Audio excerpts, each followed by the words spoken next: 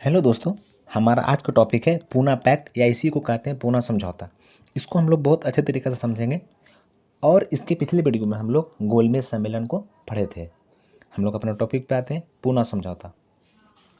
और वीडियो पूरा देखिए, आपको समझ में आएगा। इसको समझने से पहले हम लोग थोड़ा सा चलेंगे, दूर से चलेंगे, यानी यहाँ से चलेंगे। इस जो लिखे हैं, ये बात लिखा हुआ है, यहाँ से चलेंगे। हम लोग को समझ में आएगा गोलमेज सम्मेलन आखिर ये जो पूना समझौता क्यों हुआ था, इसको देखेंगे। तो हम लोग देखे थे जब गांधी इरविन समझौता हुआ था, तो उसमें गांधी जी ने इरविन शर्त रखा था कि आप द्वितीय गोलमेज सम्मेलन में भाग लेना है, जिसमें गांधी जी द्वितीय गोलमेज सम्मेलन में भाग लेते हैं। तो ये जो गोलमेज सम्मेलन हुआ था, ये क्यों हुआ था? ताकि जो साइमन कमीशन की रिपोर्ट पर विचार करने के लिए। तो ये तो सिर्फ था कि विचार करने के लिए, मगर अंग्रेज का उद्देश्य ये कुछ विचार करना ये सब नहीं था। उसका उद्देश्य था सिर्फ और सिर्फ लड़ाना, हम लोग को आपस में लड़ाना। तो क्या हुआ, आपस में इतना मतभेद उत्पन्न हो गया था कि जिसके कारण जो भीमराव अंबेडकर थे, इन्होंने पृथक निर्वाचन की मांग कर दी, और जिसके कारण गांधी जी बहुत ज़्यादा दुखी हुए। अंग्रेज यही चाह रहे थे, जैसे मुस्लिम को पहले भड़का ही दी, अब ये चाहा कि मुस्लिम अलग हो गया है कांग्रेस से या जो भी हम लोग तरफ से, तो थोड़ा कमज़ोर हुए हम लोग। अगर हम हिंदू को भी बांट दें तो और उन लोग कमज़ोर होगा, हम लोग शासन करेंगे ज़्यादा दिन तक। तो क्या हुआ कि वो वही ना, जो अंग्रेज था वो सांप्रदायिक मतभेद उत्पन्न कर दिया। तो जिसके कारण जो भीमराव अंबेडकर थे, इन्होंने पृथक निर्वाचन की मांग कर दी। अब मांग कर दी, जिसके कारण गांधी जी बहुत दुखी हुए।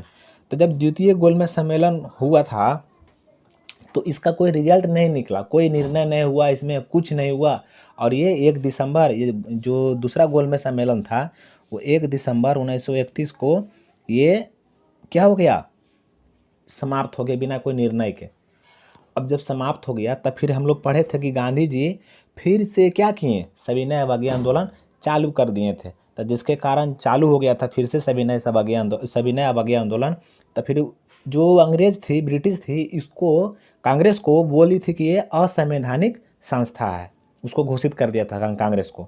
और साथ ही साथ महात्मा गांधी, सरदार वल्लभ भाई पटेल को गिरफ्तार करके जेल में डाल दिया गया था। इतना कुछ हम लोग देखे थे।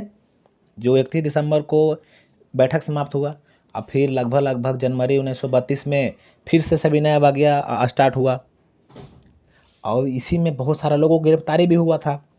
तो जब ये पृथक निर्वाचन की मांग कर दिए थे भीमराव अंबेडकर, तो देखेंगे कि आगे लगभग 16 अगस्त, लगभग नहीं यार, एग्जैक्ट 16 अगस्त 1932, 16 अगस्त 1932 को ये सांप्रदायिक निर्णय का घोषणा कर देता है। यही जो रैमजे मैकडोनाल्ड रहता है, ये प्रधानमंत्री रहता है उस टाइम, यही निर्णय का घोषणा कर देता है। तो पृथक निर्वाचन का मांग तो हो गया था, गांधी जी को जेल में बंद कर दिया गया था। अब जब गांधी जी जेल में बंद हो गए, अब यहाँ पृथक निर्वाचन के मांग हो गया, तो गांधी जी इस बात को समझ रहे थे कि अगर इसमें सब बट गया, पृथक निर्वाचन हो गया, तो वो क्या हो जाएगा, फिर से हम लोग कमज़ोर पड़ जाएंगे। तो एक प्रकार से उसने जो पृथक निर्वाचन अगर होता, भीमराव अम्बेडकर करवाते हैं, तो ये हरिजन का करवाते हैं। तो अगर हरिजन भी अगर बट जाता तो क्या होता, हमारा जो था, मतलब कि हम लोग कमज़ोर पड़ जाते।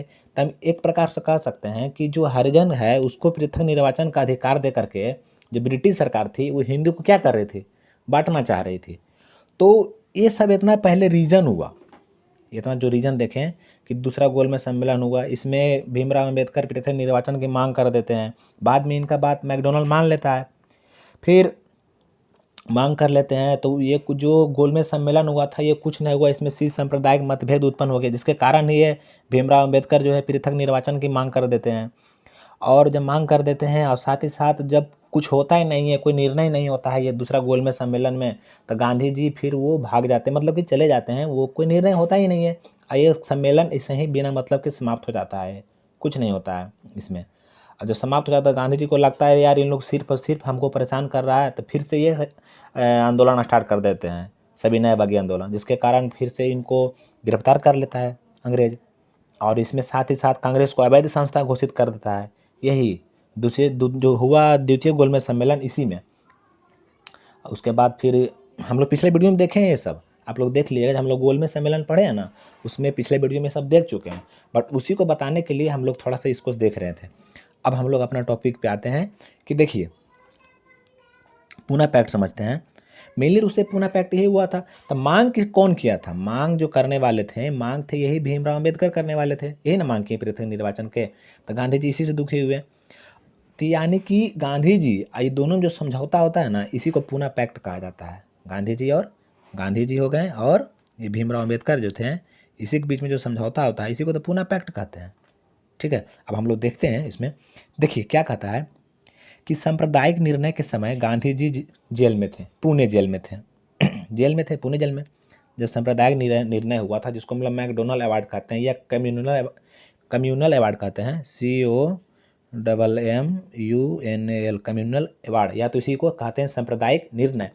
तो जिस टाइम ये निर्णय हुआ, इसका निर्णय हुआ था 16 अगस्त 1932, 16 अगस्त 1932 को निर्णय हुआ था। तो जब निर्णय हो गया तो गांधी जी को बुरा लगा था। तो सांप्रदायिक निर्णय के खिलाफ 23 सितंबर 1932, कब?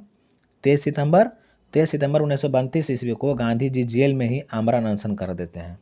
जब पता चल जाता है गांधी जी जेल में रहते हैं, चूँकि गिरफ्तार कर लेता है अंग्रेज उसको, तब क्या हो गया, जब ये आमरण अनशन कर देते हैं गांधी जी, तो इनका दिन प्रतिदिन स्वास्थ्य बिगड़ने लगता है। तो जिसके कारण सबको लगने लगता है अरे यार ये तो चिंता के विषय है।